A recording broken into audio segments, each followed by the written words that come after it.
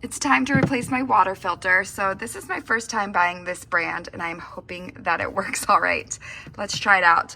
Came nicely packaged, has this clear protective wrap over it. So I'm gonna take that off.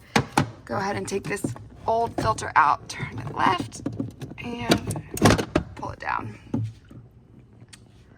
Let's see while I've got these. Okay, they look to be the same size, so that's a good sign. So before I install this, just wanted to show you that it comes with instructions and it comes with these little dates, which is really nice to know when you need to replace your filter. My refrigerator has a filter status, so it alerts me, but still, these could be very handy. All right, just removed that so I can show you better. Let's see, I am not left-handed.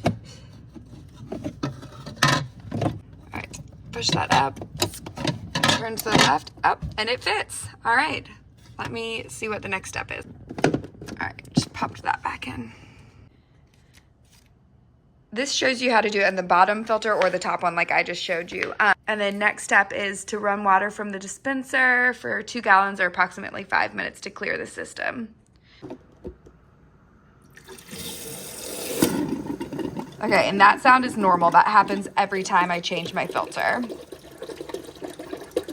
Working well, I'm just making sure that I go ahead and do 2 gallons worth of water to clear the system. So my filter status automatically updated and it looks good to go, but if not, I believe you just press and hold this and it will reset for you.